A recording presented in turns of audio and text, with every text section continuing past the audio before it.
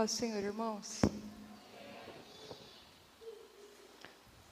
Eu quero ler aqui em Filipenses, no capítulo 3, a partir do verso 1. Filipenses 3.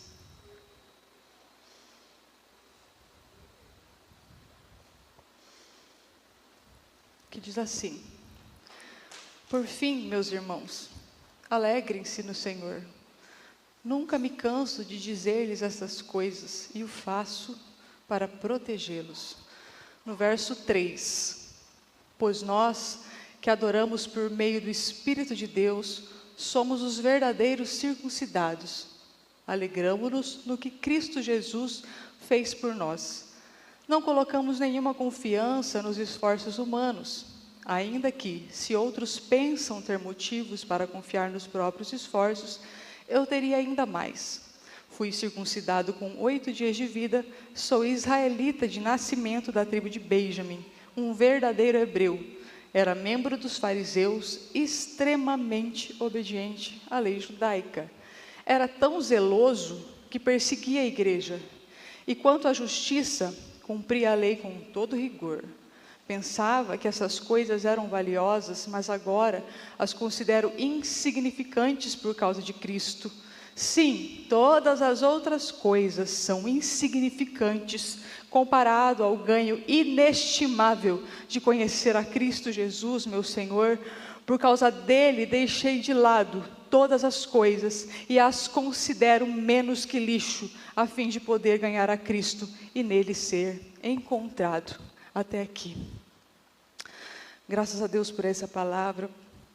Sabe que quem esteve na igreja em dezembro, desde a ceia, que o Paulinho ministrou, no dia 1º, se eu não me engano, se vocês perceberam, todas as mensagens que foram ministradas aqui no domingo foram mensagens de alinhamento.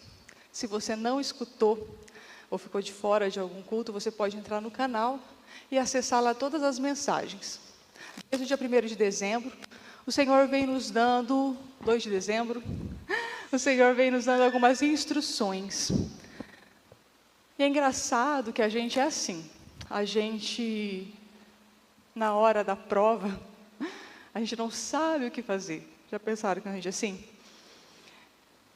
Aquele aluno que não é bom na escola, ele faz isso. Durante todo o semestre, bimestre, não sei, ele conversa, ele bagunça, ele falta, ele não estuda, ele não faz a tarefa, ele não lê. Chega no dia da prova, ele não sabe o que fazer. Só que foi passado instruções para ele durante todo o bimestre. E assim é o Senhor. Às vezes nós nos vemos em momentos difíceis e o Senhor já nos preparou anteriormente para eles. É que às vezes a gente está desatento. Na hora da ministração, a gente acha outra coisa para fazer no domingo, mais interessante. Tem um jogo, tem não sei o que tem, né, para ver. Tem uma coisa mais legal. Aí eu perco aquela instrução. Aí chega no dia de eu colocar aquela instrução em prática, eu não sei o que fazer, não é? E aí, a gente fica igual esses alunos que recebem a prova e, e agora? Por onde eu vou? Mas o Senhor passou esse dezembro todo nos instruindo. E pelo que Ele falou, 2025 não será um ano fácil. Por isso, Ele já teve o cuidado de nos instruir. E no dia 1º, o Paulinho pregou sobre família de Deus, e a instrução é que sejamos participantes da família de Deus, de verdade, e a gente se comporte como membros da família de Deus. Depois, o Richard veio e pregou que devemos ser cristãos verdadeiros e não viver de aparência, e sim de essência, sermos verdadeiros cristãos, não só religiosos de aparência. Depois a Camila veio e ministrou que nós devemos ser discípulos e ser direcionados não só pelas nossas necessidades, mas pela necessidade do Pai, pela missão que Ele nos entregou. Devemos nos mover por propósito e não por provisão. E depois vem o pastor Osmar, e através dele Deus nos instrui a cuidar da nossa vinha, com as pequenas raposinhas que podem atrapalhar o propósito de Deus na nossa vida em 2025. Fofoca, fofoca, mau caratismo, não pagar conta, pequenas coisinhas, pequenos desvios de caráter, que em 2025 podem atrapalhar totalmente o plano de Deus para nós. Se você não escutou essas mensagens, eu sugiro que você escute mais de uma vez cada uma delas. E hoje não é diferente, o Senhor vem nos dar uma instrução e de decisões que nós devemos tomar para 2025. Você com certeza, como o Paulinho falou, você já fez aí uma leitura do seu 2024, já fez um balanço do que deu certo e do que não deu. Às vezes você não é aquela pessoa tão organizada que toma nota, que escreve suas metas, mas na sua cabeça já passou alguma coisa que você quer mudar para esse ano. Alguma coisa que você precisa realinhar, seja no seu trabalho, seja na sua família. Alguns relacionamentos que você precisa cortar. A academia que você precisa com urgência entrar, né, Paulinho? A vida fitness que você precisa adotar, porque você é templo do Espírito Santo e o Senhor quer ser glorificado, inclusive na forma que você se alimenta. Então, tudo isso a gente já vem pensando, esse ano o shape vem, esse ano eu vou alinhar as coisas, não é?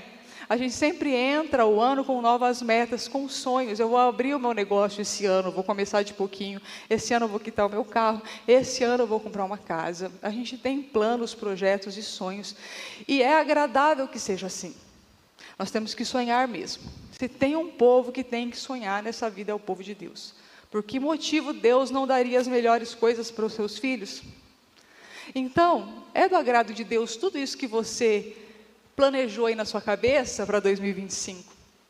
É do agrado do Senhor que você sonhe, e essa mensagem não vem para que você risque as suas metas, para que você não queira fazer a sua faculdade, ou para que você não queira o seu carro novo, mas a gente sabe que a vida do cristão é balizada pela palavra de Deus. Então tudo que nós vamos fazer passa pelo crivo da Escritura. Então, antes das suas metas, eu quero colocar para vocês algumas decisões que é inteligente a gente tomar em 2025, para 2025. Se você ainda não tomou essas decisões, que você possa tomar elas hoje. Se você já tomou essas decisões, que você continue firme em prossegui-las. Se você colocar essas decisões que eu vou explanar aqui, no topo da sua lista de metas, pode ser que as suas metas tenham alguma alteração. Porque as nossas decisões são baseadas na palavra, o centro da nossa vida é Cristo. Nós não nos movemos pela nossa necessidade, lembram? Nós nos movemos pelo propósito.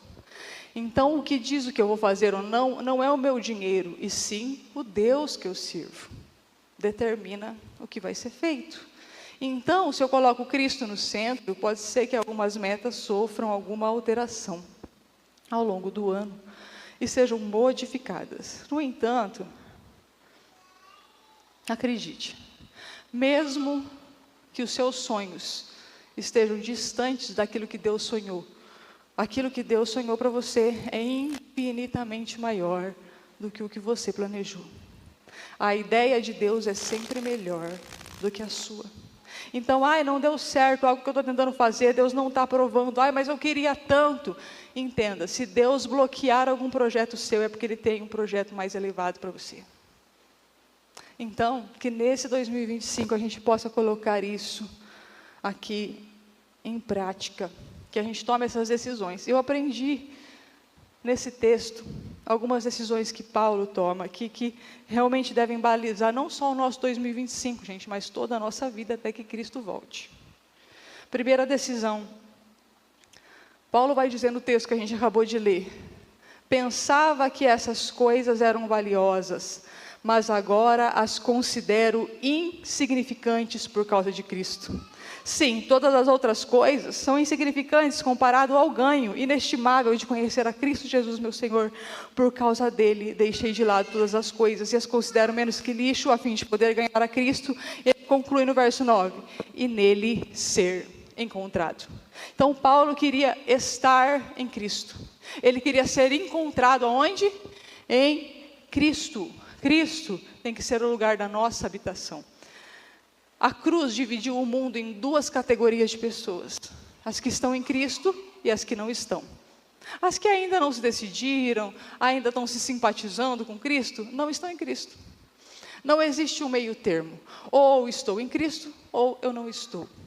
Estar em Cristo não é estar na igreja. Estar em Cristo não é frequentar os cultos de celebração de domingo. Estar em Cristo não é ser evangélico. Estar em Cristo é um lugar que eu estou espiritualmente depois de ter tomado uma decisão por Cristo.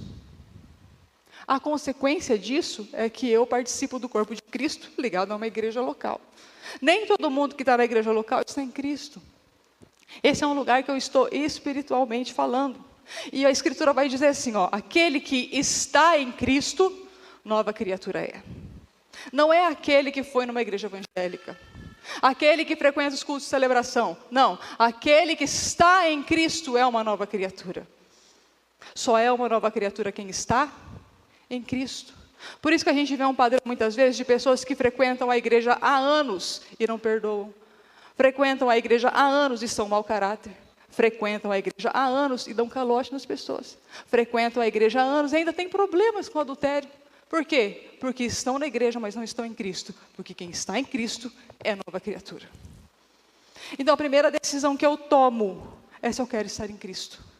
Por quê? Da onde que eu tirei que essa é a minha posição? Entre os vários textos da Bíblia que dizem sobre a nossa posição atual, espiritualmente falando, que nós estamos em Cristo, eu quero ler Efésios 2, que vai mostrar para nós essa separação, quem está em Cristo e quem não está. Vocês estavam mortos por causa da sua desobediência e de seus muitos pecados, nos quais costumavam viver, como o resto do mundo, obedecendo ao comandante dos poderes do mundo invisível. Ele é o Espírito que opera no coração dos que se recusam a obedecer. Todos nós vivíamos desse modo, seguindo os desejos ardentes e as inclinações da nossa natureza humana. Éramos, por natureza, merecedores da ira, como os demais. Mas Deus é tão rico em misericórdia e nos amou tanto, que embora estivéssemos mortos por causa de nossos pecados, Ele nos deu vida juntamente com Cristo. É pela graça que vocês são salvos, pois Ele nos ressuscitou com Cristo e nos fez assentar com Ele nos domínios celestiais, porque agora estamos em Cristo Jesus. A separação é clara. Antes nós éramos desobedientes a Deus. Agora nós nos arrependemos dos nossos pecados, amém? Nós entendemos que a única coisa capaz de nos salvar da condenação eterna é a cruz de Cristo. Nada do que eu faça me faz merecedora do céu. Porque a nossa santidade para Deus é como trapos de imundícia. Eu preciso de Cristo para ser salvo. Ah, mas eu sou uma boa pessoa. Ah, mas eu dou cesta básica, eu só faço bem. Olha só, não estou matando, nem roubando, nem me prostituindo. Deixa eu te falar, se você não se arrepender dos seus pecados e não entender que é só em Cristo que você tem salvação, e Ele é o único capaz de tirar do inferno, e não receber Ele como seu Senhor e Salvador, você é merecedor da ira de Deus. A ira de Deus permanece sobre você. E você não está em Cristo. Só está em Cristo quem entendeu a cruz, quem recebeu Ele como Salvador, quem se rendeu ao senhorio dEle, quem se arrependeu dos seus pecados. Então, se você não está nessa posição, nessa noite, eu te convido a tomar essa decisão inteligente. Você não precisa sentir arrepio. É uma questão de inteligência. Eu quero o céu ou o inferno? Eu quero estar em Cristo ou não? A primeira decisão que eu encorajo você a tomar é: eu quero ser encontrado em Cristo. Essa decisão vai determinar não só o seu 2025, vai determinar onde você vai passar a sua eternidade. Então, se eu estiver em Cristo, passarei a eternidade com Cristo. Se eu não estiver em Cristo, passarei a minha eternidade no inferno. É assim que a palavra de Deus diz. Então, porque eu sou uma pessoa inteligente, assim como Paulo disse, eu quero ser encontrada em Cristo. Essa é a primeira decisão que eu te encorajo a tomar esse ano.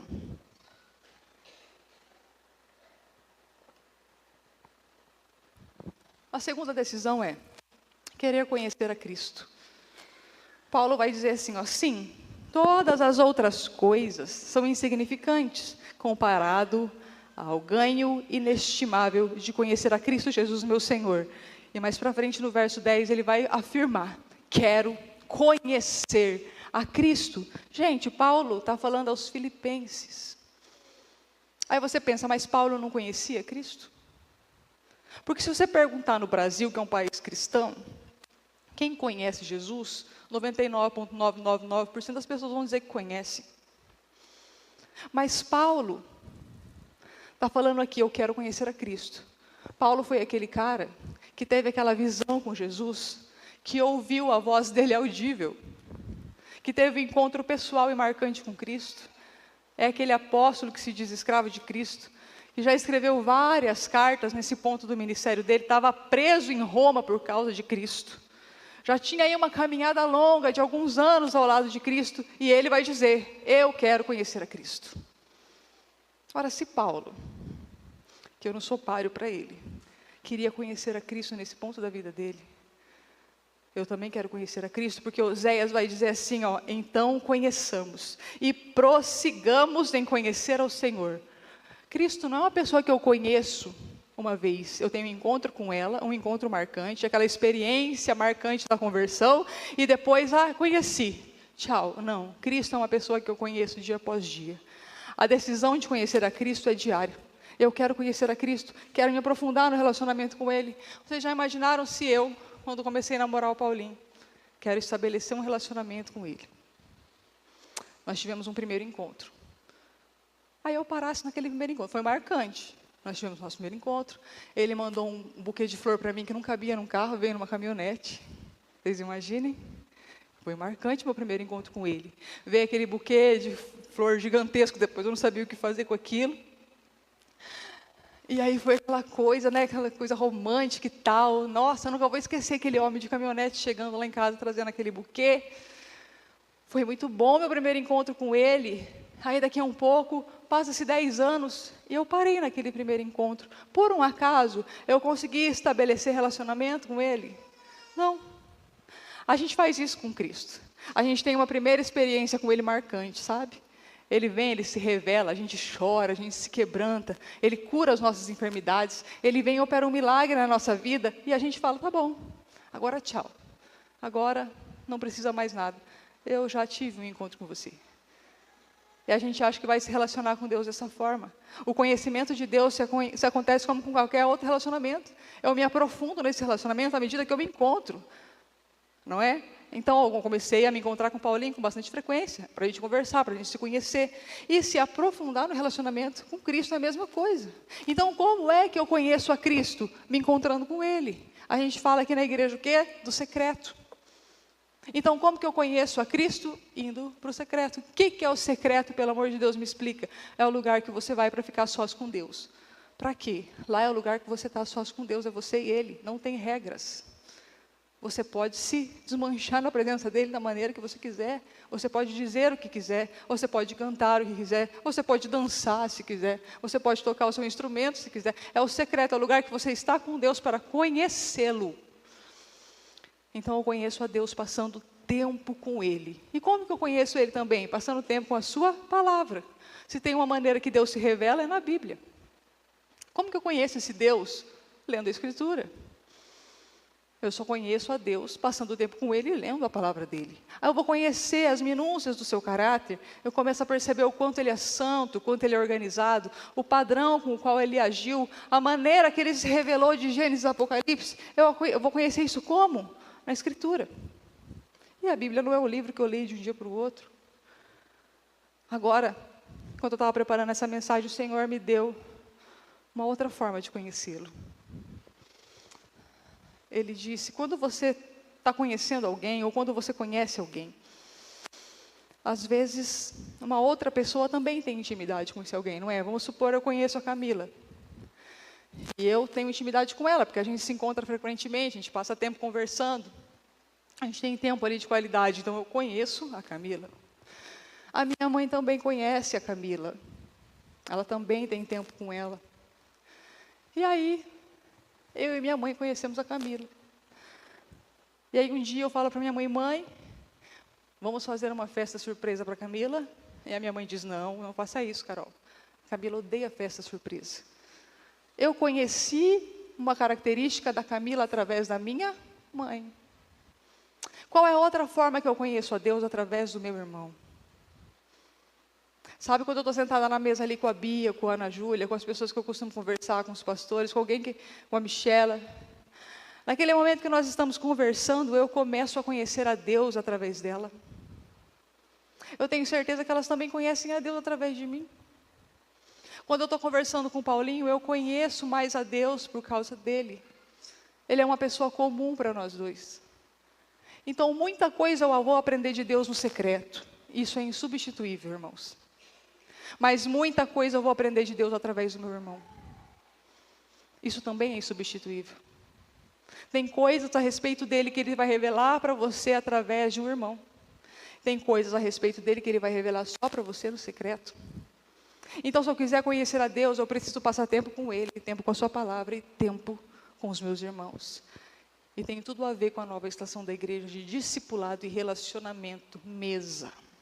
Ir no shopping junto. Chamar o irmão para fazer uma faxina com você. Então, nesse ano, é inteligente você querer conhecer a Cristo. E prosseguir e conhecê-lo. Se ele não voltar em 2025, que você prossiga a conhecê-lo em 2026, 2027. Isso é uma constância. Eu conheço mais de Cristo hoje de quando eu comecei a caminhar com ele. Tenho certeza que no final do ano que vem eu vou conhecer mais dele. À medida que eu caminho com ele. Quanto mais eu estreito relacionamento, mais eu conheço a pessoa. Os antigos diziam, né? Que para você conhecer uma pessoa, você tem que comer uns quilos de sal junto com ela. E Deus é assim. Para que eu o conheça, eu preciso de tempo com ele. E às vezes eu vou ter que renunciar tempo nas minhas redes sociais para estar mais com ele. Aquilo que está me distraindo, eu vou precisar deixar de lado para passar mais tempo com ele, se eu quiser conhecê-lo.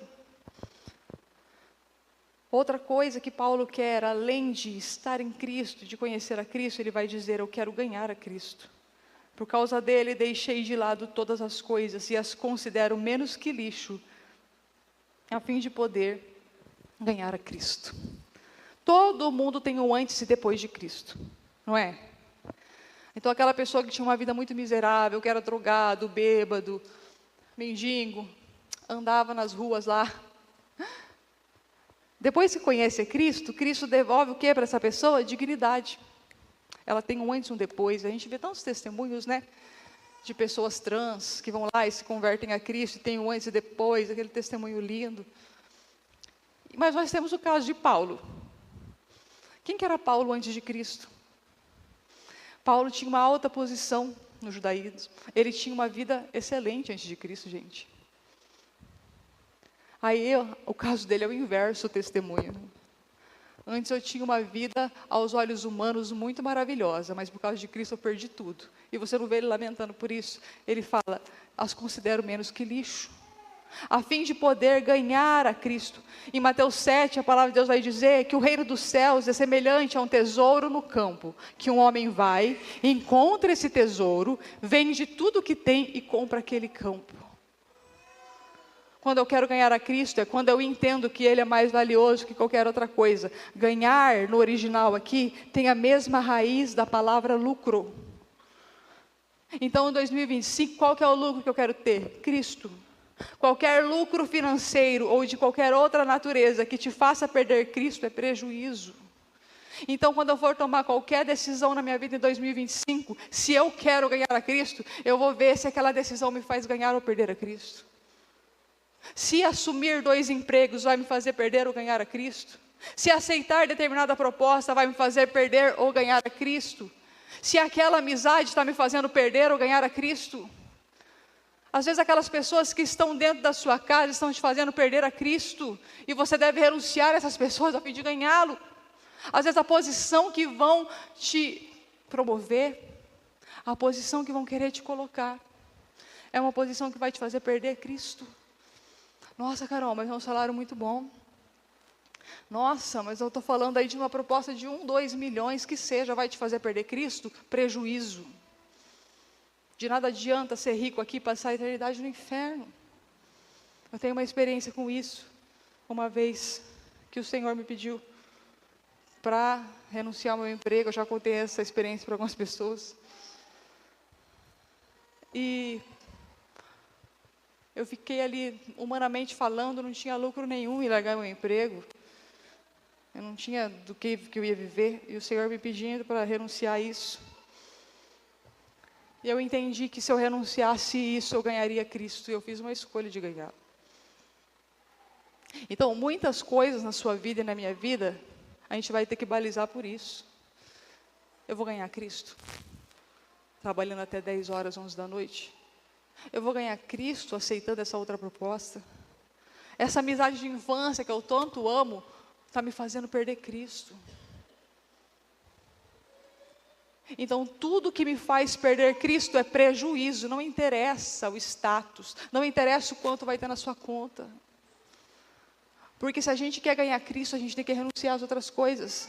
Porque Ele é... A gente não canta aqui? Eu encontrei o meu tesouro. Eu encontrei o bem mais precioso. Mas daí chega uma proposta um pouco melhor. A gente deixa o bem mais precioso, porque é mais interessante para a nossa conta. Perder Cristo nos acarreta um prejuízo eterno. E às vezes ganhar coisas, ganhar posição, ganhar destaque, ganhar aprovação, vai nos custar perdê-lo. Então que nesse 2025 você queira ganhar a Cristo. Outra coisa que eu aprendo nesse texto, em 2025, parar de colocar toda a nossa confiança em nós mesmos e em bens materiais. Não colocamos nenhuma confiança nos esforços humanos, Paulo vai dizer. Não colocamos nenhuma confiança nos esforços humanos. Ainda que se outros pensam ter motivos para confiar nos próprios esforços, eu teria ainda mais. Aí Paulo começa a dar as credenciais que ele tem. Fui circuncidado com 8 dias de vida, sou israelita de nascimento, da tribo de Benjamim, um verdadeiro hebreu. Era membro dos fariseus, extremamente obediente à lei judaica, e era tão zeloso que perseguia a igreja. E quanto à justiça, cumpria a lei com todo rigor.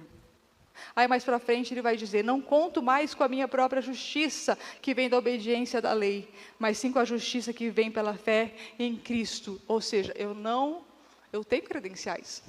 Ele não deixou de ser judeu porque veio para Cristo. Ele continuou sendo da tribo de Benjamim. Ele tinha credenciais, mas ele não colocava a sua confiança nele. Aí ele vai, agora eu não tenho mais a justiça que veio da lei, a justiça que vem de mim. Porque eu sou bonzinho? Porque eu sou obediente? Porque eu sou disciplinado? Porque eu sou crente? Sabe? Ele não tem mais justiça nele mesmo, mas agora a justiça dele vem da fé em Cristo. Ele para de confiar nele mesmo. Um verdadeiro cristão, ele tem um equilíbrio. Ele não é autoconfiante. E ele também não é inseguro. Um verdadeiro cristão vai confiar em Deus. Então, ele não é autoconfiante.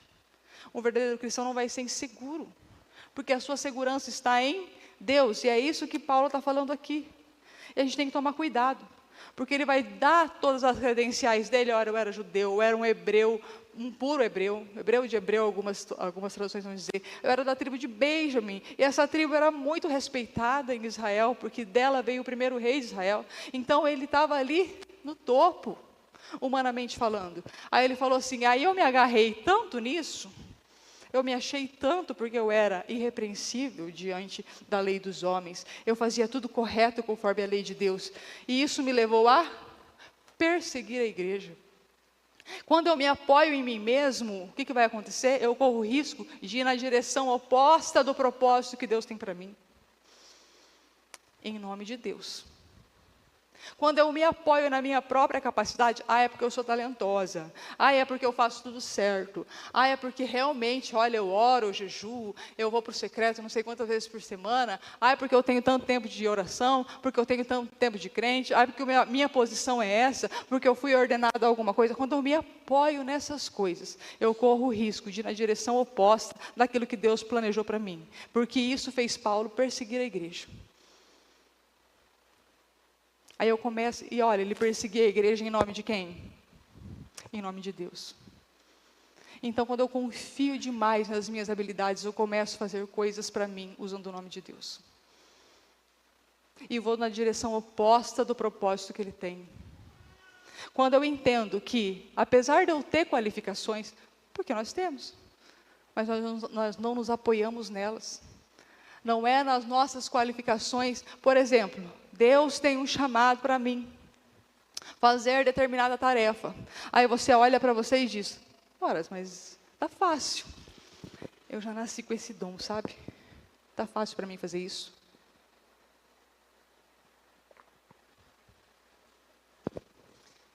Eu corro o risco de ir na direção oposta do que Ele quer. E se eu falo, ai Senhor, essa tarefa é muito difícil para mim.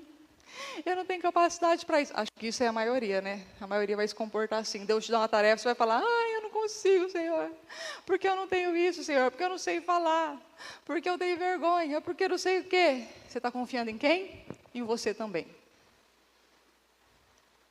Quando eu paro de confiar em mim, seja naquilo que eu tenho de bom ou naquilo que eu tenho de ruim, e começo a confiar na justiça que vem de Deus e na graça de Deus que foi dispensada na cruz do Calvário, eu não vou nem me achar e nem me achar insignificante, nem me achar de mais e nem me achar de menos. Eu vou entender que o que eu faço vem da graça. Então, em 2025, a gente tenha esse pensamento, que tudo que você for fazer, não é por causa da sua capacidade. Não confie em você. Coloque toda a sua expectativa em Deus, na capacidade que vem dEle e na graça dEle. Não se ache de mais e não se ache de menos. Paulo vai falar aqui em Romanos, ele mesmo, acho que o Paulinho até falou isso aqui. Com base na graça que recebi, dou a cada um de vocês a seguinte advertência: não se considerem melhores do que realmente são. Antes, sejam honestos em sua autoavaliação. E aí, como que eu faço a minha autoavaliação? Medindo-se de acordo com a fé que Deus nos deu. Nem a minha autoavaliação eu faço de acordo com o que eu penso. A minha autoavaliação é de acordo com o que Ele pensa. Eu nunca vou me achar nem de mais e nem de menos. Então, que nesse ano a gente coloque toda a nossa expectativa no Senhor, que a gente coloque toda a nossa confiança nele, independente da tarefa que Ele der para você fazer.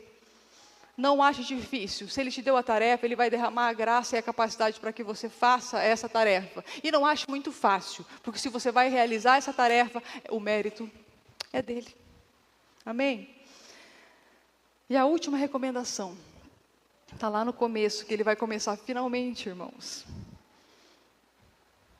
Alegrem-se, sempre, no Senhor.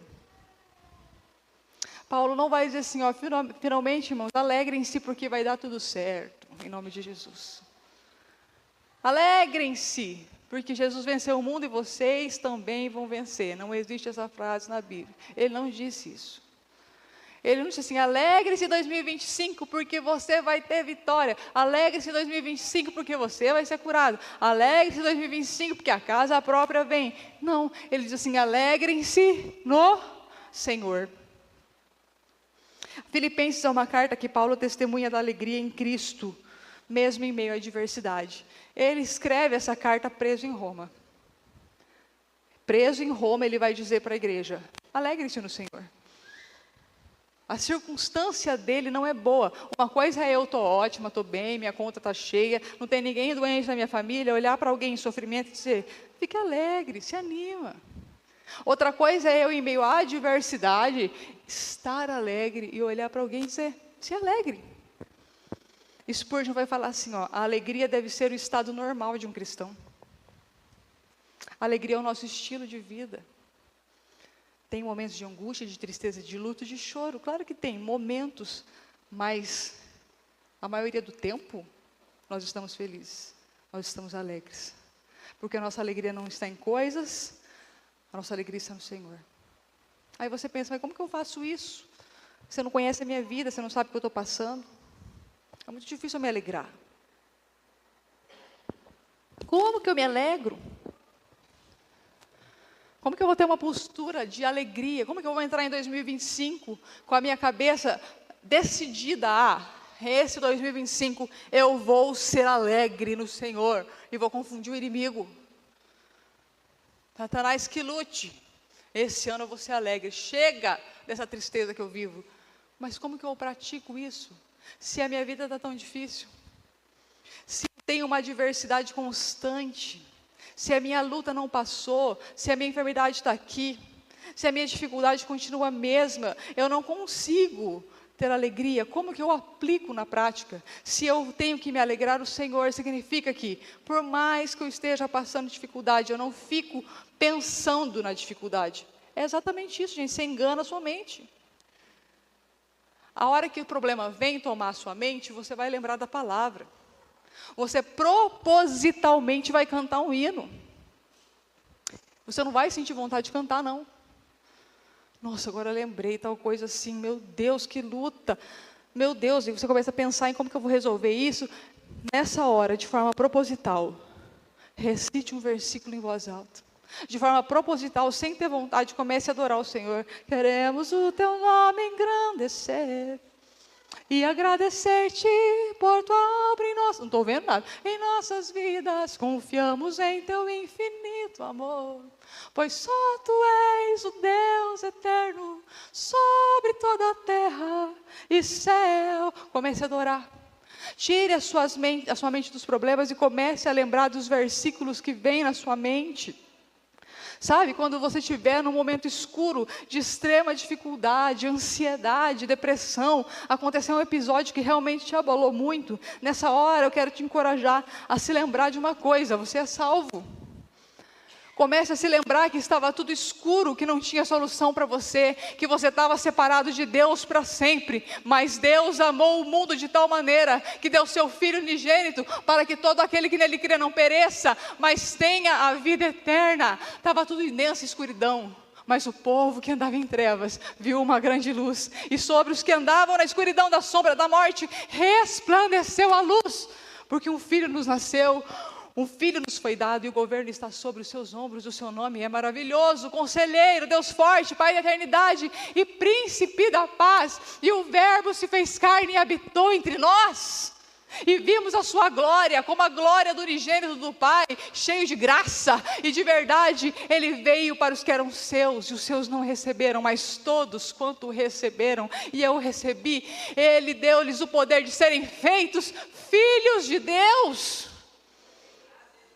Aí eu começo a me alegrar, porque eu lembro que eu tenho provisão em um pastor. Eu lembro do Salmo 23 que vai dizer: o Senhor é meu pastor e de nada terei falta. Ele me faz descansar em verdes pastos, Ele me guia a águas tranquilas, Ele refrigera a minha alma. E ainda que eu ande no vale da sombra da morte, não temerei mal algum, porque tu estás comigo, a tua vara e o teu cajado me consolam. E se eu estou me sentindo abalado, eu lembro que os que confiam no Senhor são como os montes de Sião, que não se abalam, mas permanecem para sempre. E eu estou com medo, e eu vou lembrar que aquele que habita no esconderijo do Altíssimo, a sombra do Onipotente descansará. Que 1000 podem cair ao meu lado, 10.000 à minha direita, mas eu não serei atingida, porque aos teus anjos Ele dará ordem ao meu respeito, para que me guardem, e para que meu pé não tropece em nenhuma pedra. No momento de angústia, no momento de aflição, eu começo a me lembrar da palavra. E quando eu estou atravessando aqueles vales, 2025 não vai ser um ano fácil, porque à medida que a volta do Senhor se aproxima, vai ficando cada vez mais difícil. Principalmente para nós que nos decidimos por Cristo. Nós já fizemos oposição ao príncipe desse mundo. Aí vem aquela situação tão difícil, que nós podemos passar, aquela desolação, e às vezes as pessoas olham para nós assim: e aí, você não é crente? Parece que a explicação vem do crente, já perceberam? O crente tem que dar uma explicação para tudo. Então o crente está passando uma luta, ele tem que explicar por quê. Tudo ele tem que dar uma explicação. Vem um luto, uma morte inesperada, ele tem que explicar.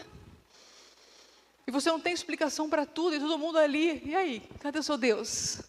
Aí você olha e diz: que diremos, pois, diante de todas essas coisas? Se Deus é por nós, quem será contra nós? Aquele que nem mesmo o seu próprio filho poupou, antes o entregou por todos nós, como não nos dará também com ele todas as coisas? Quem intentará acusação contra os escolhidos de Deus? É Deus quem os justifica. Quem os condenará?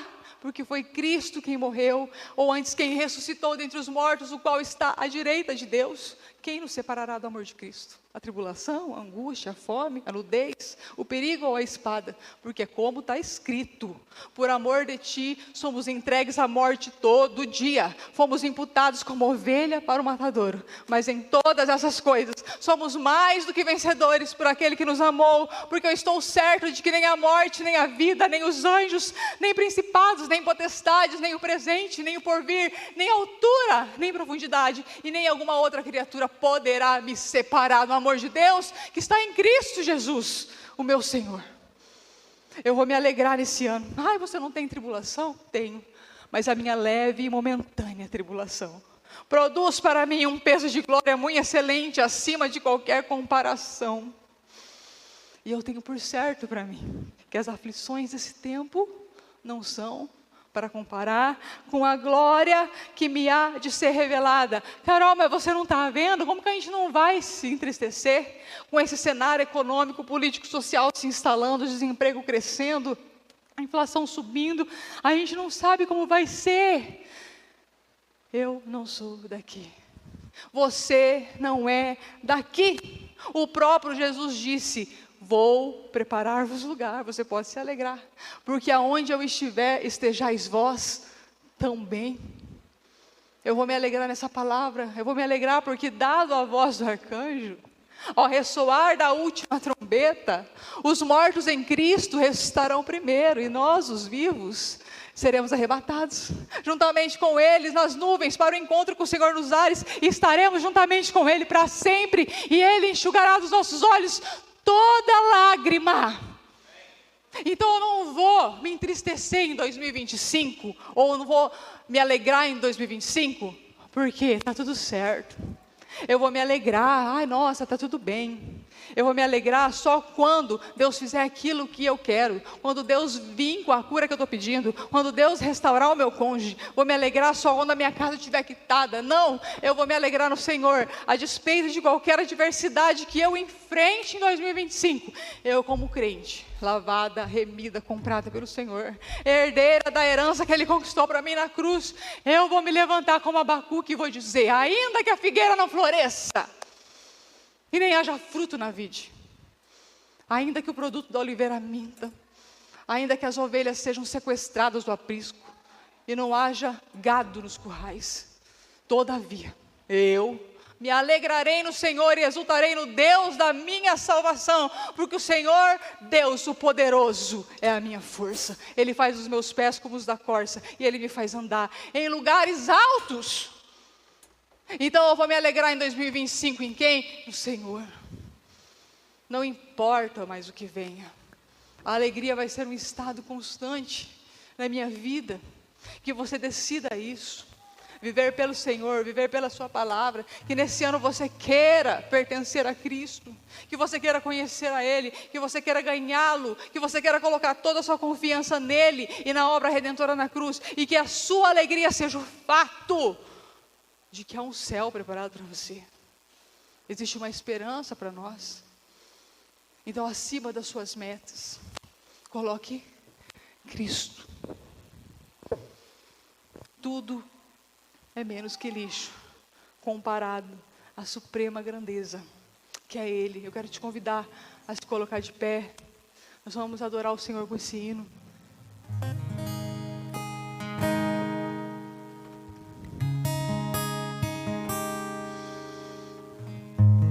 Nossa alegria está nele, a nossa esperança é Ele.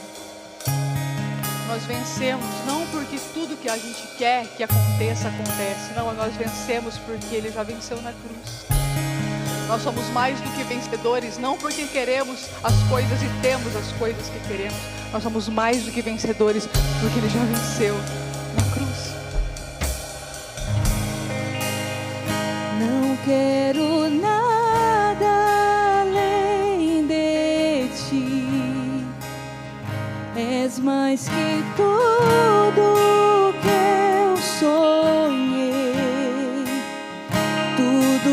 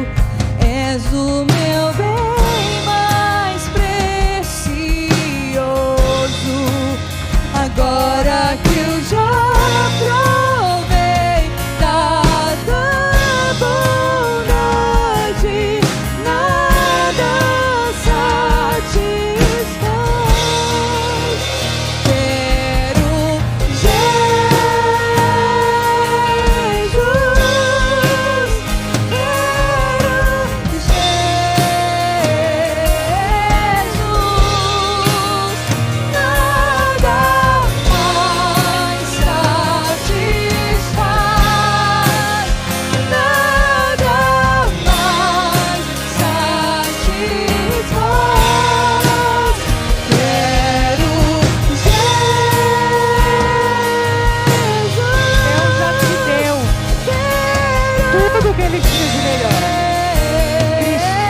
Jesus, nada mais satisfaz,